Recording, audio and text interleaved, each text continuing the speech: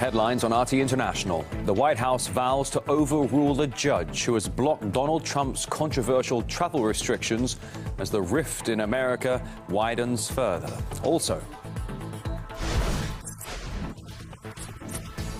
we examine the new trend for aggressive protest tactics by so-called liberal youth. Sanctions on Iran and a review of Cuba relations. U.S. foreign policy signals its turn away from the days of Barack Obama.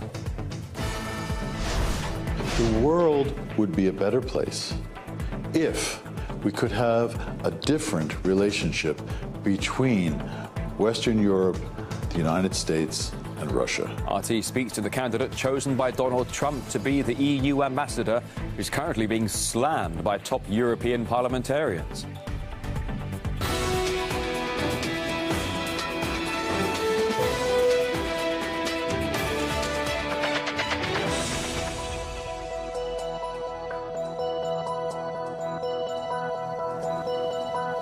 Thanks for joining us here on RT International. Midday now in Moscow. We have your latest worldwide news headlines. And resistance to Donald Trump's travel ban has moved to a new level after his executive order was put on hold by a court in Seattle. A judge there has issued a nationwide block, which means that people from the affected countries, which are mostly Muslim, can now apply for re-entry. However, the White House aims to file an emergency stay on the court's decision, arguing the restrictions will make the country safer. Now, Trump's latest moves here, the last move, I suppose, in the last week or so, sparking protests, resulting in all sorts of legal challenges in several states. So let's have a look at the map, if we can. We'll show you some of the hotspots here, North America, the map for you now. Ultimately, you can see where the hotspots are mainly centered along the coastline, strongholds on the upper northeastern seaboard here, New York and Washington, D.C., and in the northwest coast as well. Above California, Seattle, Washington as well. That's where the block on the travel restrictions came from. However, it now appears that ultimately California here is leading the revolt against the president's policy, with protests taking different forms there, as Gayane Chichakyan now reports. San Francisco police suspend ties with the Joint Terrorism Task Force, which had the police working with the FBI for years in counterterrorism efforts. San Francisco authorities say they want to review the guidelines which previously authorized local police officers to gather intelligence on people engaged in First Amendment activities, such as religious services, protests, and political assemblies. With Trump in office, civil rights groups and members of the Muslim community applaud the decision. Joint terrorism task forces have had a chilling effect on the First Amendment rights of Arab and Muslim communities throughout the country. In the face of ever-increasing repression by the federal government, we applaud local agencies' decision to suspend participation in the JTTF. This is the latest move by San Francisco to try to disengage from the federal government under the Trump administration, especially in regard to the president's directives on immigration. Earlier this week, the city's mayor, police chief, and sheriff wrote a letter to the Department of Homeland Security saying they had no intention to comply with the president's executive orders on immigration and go after undocumented residents. If California governor's speech earlier in January is any indication, it may not be just San Francisco. In California, immigrants are an integral part of who we are and what we become. Some Californians demand a so-called Cal-exit as they begin to gather petitions in order to put an initiative on the ballot which could lead to America's most populous state becoming a separate country. Only 31% of Californians voted for Donald Trump in the election, which indicates just how many people there stand against him. The question now is how far Californians are prepared to take their resistance. In Washington, I'm Gayane Chichakyan, RT. Meanwhile, an American congresswoman has dubbed Wednesday's protests at the University of Berkeley, which turned very violent, quote, a beautiful sight. They broke out shortly before a senior editor of the news website Breitbart was due to give a speech against so-called sanctuary campuses, which offer protection to undocumented students. We have seen demonstrations, and I think we've already talked about that around the country. Young people at Berkeley protesting against this unconstitutional order. And so as we encourage our young people to get involved, I thought it was a beautiful sight.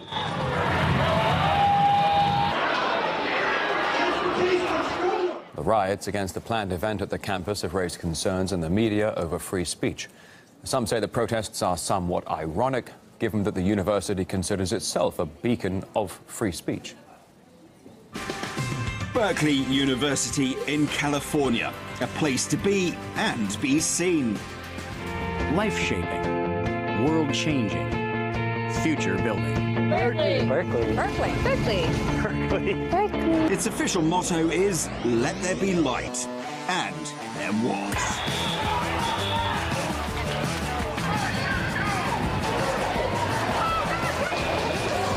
Isn't the pen mightier than the sword? Seems no one told these students.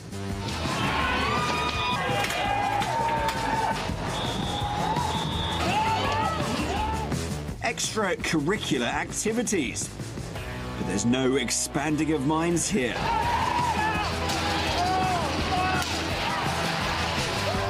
And all because the guest speaker is a Trump supporter. University's all about discovering your identity, not concealing it. Shut it down! Shut it down! Shut it down! Attempting to be picture perfect can make you a fashion victim, quite literally. Are you surprised, ma'am? This is what radical leftism looks like. I absolutely did not know that was going to happen. I should have known better. Like I came prepared with a hat. Rioters came prepared with mace, batons, you know, assault weapons. Like I should have actually known. You know, a cappuccino won't exactly get your point across.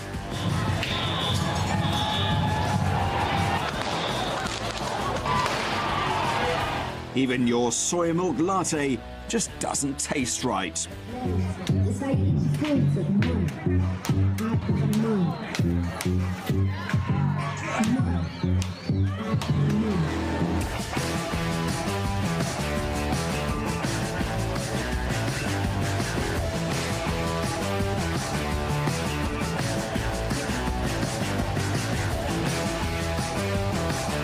Oh, shut up. It's all fine. Just as long as you recycle the debris. Well, following months of attacks, the media war against Donald Trump's reaching new heights. However, this time the attacks coming from prominent print outlets rather than television programs or outlets themselves. Germany's Der Spiegel, for example, picked this picture for their February cover. There's Donald Trump beheading the Statue of Liberty ISIL style. The Irish publication Village also sparking outrage. It actually debates whether the US president should be assassinated. There's the cover showing Trump in the crosshairs of a gun. And we got reaction from media and legal analyst Lionel, as well as political comedian Tim Young. I am shocked.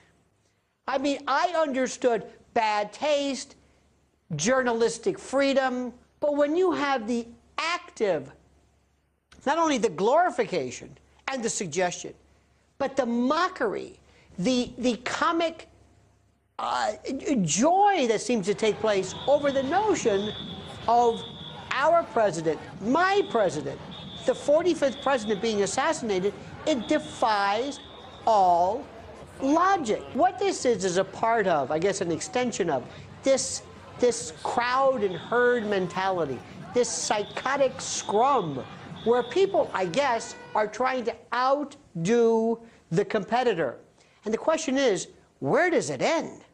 Depicting Donald Trump as essentially a terrorist that beheaded America is pretty disgusting. I think that a lot of the liberal media is very upset that Hillary Clinton didn't win the last election, so they feel like it's their job then to do whatever it takes politically to stop Donald Trump. And what they've done is they've set up a narrative where violence is okay as well. If you call someone Hitler over and over again, if you call someone a Nazi over and over again, it almost justifies the violence. They're becoming very just completely activist for the left and promoting this violence and protests against our president. And with all the hatred against the new president, one dating app has decided to capitalize on the division. Miguel Francis Santiago takes a look. I like cute kittens. I like history. I like hiking. But who cares? What matters now is who you hate. You think you've seen it all in a world of matchmaking? Think again. Love through hate is the motto of a new app called Hater. That's right, a Tinder-like dating app that matches you with the people that hate the same things you hate. Just think of the possibilities. Well, let's give it a try, shall we? I hate Wall Street. Oh, look how many haters there are just like me, but no thanks, my wife will not approve of this. And then, of course, the most trending hater topic on the app is, drumroll please, ta-da, President Trump, which is interesting since the app came out just shortly after Trump took office. But hey, perhaps it's this new wave of hate the country has been engulfed in. Who knows? Like hate crimes, hate speech, and of course, hating Justin Bieber. But the peak of this hate movement was really the 2016 elections. I mean, come on, we had people bashing Trump for hating on Mexicans, women, Muslims, while the Clinton supporters were, of course, hating on the Russians, and even on your average white folk. Donald Trump, white people. What exactly is... So is this a good idea to connect and unite people based on negativity? Remember, there's a fine line between love and hate, but an even finer one between hate and hate crime. So if you're a hater, go get a dog or something. Get some sunshine in your life and lighten up, because there is always room for love. Miguel Francis Santiago, RT.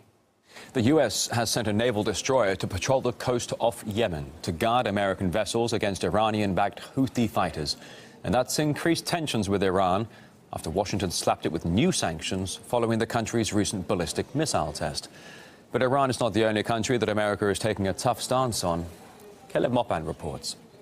We know that in the past, Donald Trump has threatened to undo the deals made by the Obama administration with Havana. Now, according to White House Press Secretary Sean Spicer, the deals made by the Obama administration with Cuba are now under review. Now, we know that the Obama administration considered the fact that they restored relations between the United States and Cuba after 50 years to be one of its crowning achievements. I think it's fair to say that the United States and Cuba are now engaged across more areas than any time during my lifetime, and I'm absolutely confident that if we stay on this course, we can deliver a better and brighter future for both the Cuban people and the American people. We are in the midst of a full review of all U.S. policies towards Cuba. We also know that another country and its relations with the United States are possibly being reset by the new administration.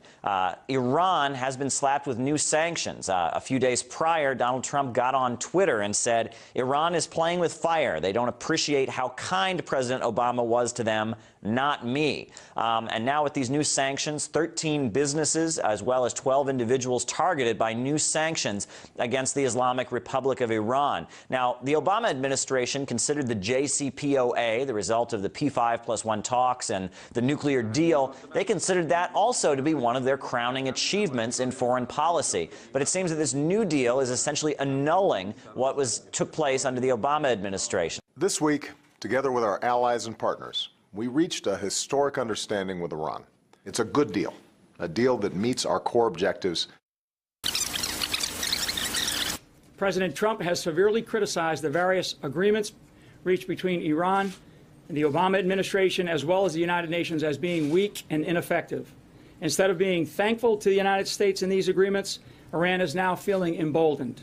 Iran's foreign ministry says it's going to impose its own restrictions on the U.S. Tehran claims that the new sanctions are not in line with America's commitments towards the nuclear deal. And we heard from a number of experts who believe U.S.-Iran tensions will escalate and American policy may further destabilize that region. Iran has not violated the deal, is within its rights as a sovereign nation and within the framework of international law. Mr. Trump had voiced his displeasure with the agreement, and he knows very well, his advisors have told him that he can't back out of the agreement because it's multilateral. So what he's trying to do, I believe, is provoke Iran into a very negative reaction. And I don't believe that will work for him. I think this war of words is going to continue. He had promised that he will put an end to the nuclear agreement. Well, he realized now that this is something that is next to impossible. he is going to make up for that by imposing sanctions. In my judgment, will be economic sanctions. To ban Iran from conducting tests and to develop its missile technology actually contributes to the destabilization of the region and accelerated arms race. Well, American diplomacy faces another challenge, this time from the EU. Prominent MEPs are rounding on Ted Malloch and Donald Trump's choice for ambassador to Brussels. They've written a letter to the presidents of the European Council and the European Commission, in which they express concern that Malloch wants to disrupt the EU. It follows his remark to the BBC that, quote, the union maybe needs a little taming. And Ted Malloch also spoke to RT's Afshin Rattansi. The big thing that has changed and the thing that has really gotten the fears stirred up is Brexit. And I half facetiously say that if you put two letters, any European country, in front of the word exit, you have a possibility in Europe. So there are a number of elections coming up. Why not put this to a democratic vote in Europe? Let the European people across Europe decide whether they want to be in or out of the European Union, how they want to construct that union. The world would be a better place if we could have a different relationship between Western Europe, the United States, and Russia. Russia is not the Soviet Union. I can underscore that if I need to. So if we were to take actually a different scenario and say in 2 years, in 3 years, in 4 years, we could improve those relations, wouldn't the world be a much better place if we had defeated ISIS?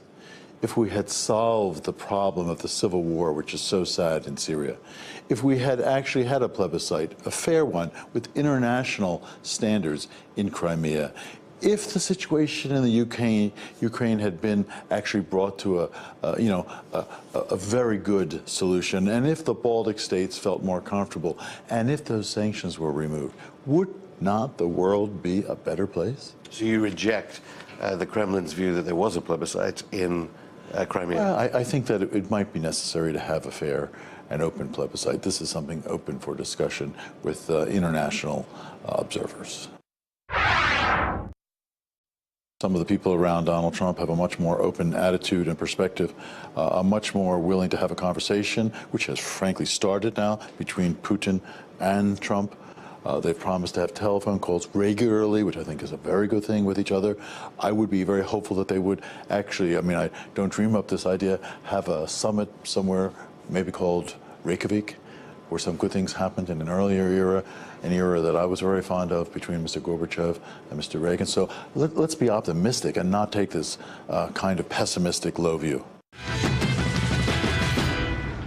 Well, here on RT, we look at whether the EU's threat priorities are accurate right now in the wake of the Paris terror attack at the Louvre in the past 24 hours. We'll cover that story in just a moment.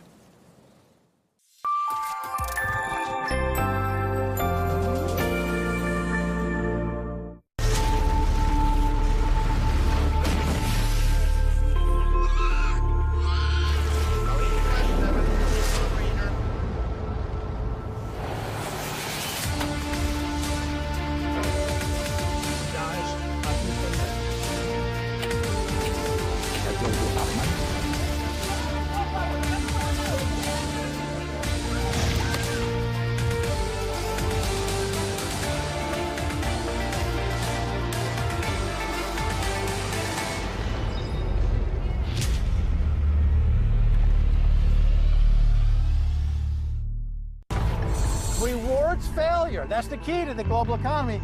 Failure gets rewarded. Success gets either gobbled up, merged out of existence, or, in the case of some UK banks, attacked and destroyed willfully to be sold for parts. And now we've got the bad medicine man, Donald Trump, who's coming in like a lunatic. But this could be what is needed, bad medicine.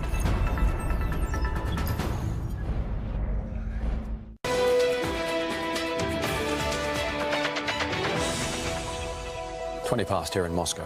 The spectre of terrorism again looms large in France after a machete-wielding man shouting Allah Akbar tried to force his way into the Louvre Museum in Paris. He managed to wound a soldier before being shot and injured himself. However, despite the clear terror danger to Europe, some politicians are focusing on other perceived threats instead. RT's Charlotte Dubensky reports.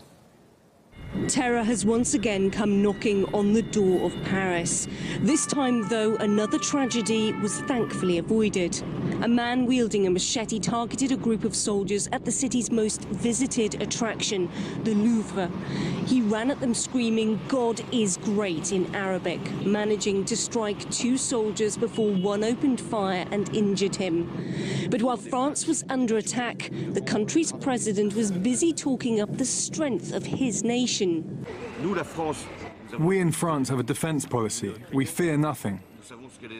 His message came just as France and much of Europe had seemed to be shifting focus, moving away from the threat of terror to a whole new enemy, Trump's America. Those who want to forge bilateral ties with the US are of course well understood by the public, but they must understand that there is no future with Trump if it's not a common position. You seem more united on Trump than you are on Russia, so who would you see as the bigger threat? The only real threat is if we wouldn't be united enough towards challenges. It can change into a real threat if we are not united enough, if we are not courageous enough, that we are united enough to respond properly for these challenges. And it seems that rhetoric had certainly been striking a chord, at least before this latest attack. People we spoke to back then did indeed think one of Europe's oldest allies had now become a threat. I think it's the United States. Donald Trump. Because you don't know how he wants to manage his politics. Probably Russia. There. Well, maybe the US right now, since Trump. Since Trump, right. Oh, he definitely is a threat. Now that Donald Trump is in charge, maybe it could be a big threat. Strong opinions just days ago in Paris, but now, given this latest threat near the Louvre in the city centre, are people still seeing America as being as big a threat to Europe as terrorism? We've been out onto the streets of the French capital to find out. It's too complicated to be able to equate, I think, those two parts. I don't think America's a threat. Me being an American, I am proud of my country, and so I would assume that we will be not as threatening to Europe, which we have a lot of allies with. President Trump is doing what he was elected to do, and quite rightly so. And he needs to stop troubles developing in the United States. What the European leaders are doing are closing the stable door after the horse has bolted. This is the problem. For ages they were talking about more people coming in. Oh, we must have more refugees. Oh, we must have people coming into Europe. Well, no, we should not. We should limit who's coming in. A lot of this meeting they're having in Malta is all about saving their own faces because they are guilty of letting so many people in, among whom are terrorists. And that is a problem for the people of these various countries of Europe, and they are very angry with their governments. Straight to Ukraine now, the city of Donetsk, where locals are clearing the damage caused by days of shelling. And while last night was relatively calm, they do fear that any moment could bring a new round of escalation. Over the past few days, the situation's been tense throughout the entire Donetsk region, with Kiev's troops saying they're only retaliating against aggression from anti-government forces. Here's Murad Gazdiev. The sort of bombardment and shelling that we saw in Donetsk has not been seen here since 2016. You could literally feel explosions through vibrations and through the tremors they cause every few seconds throughout the city. It was mostly the northwestern parts, the northwestern districts that were targeted, but you had sporadic explosions, blasts everywhere. We first heard a huge explosion. Half of the windows were blown out. Within an hour, we heard a second explosion, which broke the rest of the windows. We rushed out into the corridor.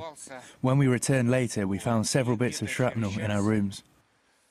5 schools were apparently hit, according to local authorities. 2 kindergartens, as well as widespread devastation caused to people's homes. There were shops hit as well. The building behind us, there was a particularly large explosion here The windows are being blown out for hundreds and hundreds of meters around us after a particularly loud explosion here that caused all the car alarms in the city to go off.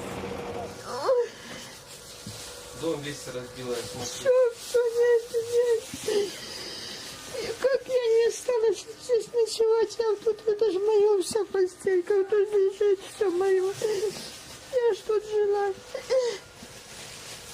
Reconstruction repair efforts are underway. They're cleaning up. The OSCE monitors are here. They're looking at the damage. They're cataloguing what has happened, looking at the evidence. Fortunately, however, the shelling seems to have subsided. It's quietened down significantly. We're still hearing about shelling to the south of Donetsk city, but around the city itself, it's very, very quiet. The dire humanitarian situation in the region is not the only concern of international observers. They've detected heavy weapons in the area, something that violates the Minsk peace agreements. However, a spokesperson for the Ukrainian security forces says that he hasn't seen any tanks. And we spoke to Alexander Hug, the principal deputy chief monitor of the OSCE's special mission to Ukraine. The OSCE Special Monitoring Mission indeed is recording forbidden weapons on both sides of the contact line in areas where there shouldn't be. The constant fighting in build-up area has led to the extent and result that critical infrastructure such as electrical grids, gas pipelines, water pipelines have been interrupted, been destroyed. The government-controlled city of Avdiivka, for instance, is out of electricity for the good part of the last 5 days. Some parts of Donetsk city this morning when we passed through the area that had been impacted. So quite a difficult situation for the civilians here on both sides of the line. We still have temperatures here below 10 minus at the moment. Civilians suffer, and it's for those that this must come to an end, and the sides must stop firing and must withdraw their weapons away from the contact lines. Up next here on RT International, the full interview with Ted Malloch, who's tipped to be Trump's main man in Brussels. That'll be in Going Underground. But if you're joining us from the UK or Ireland, Sputnik and George Galloway for you.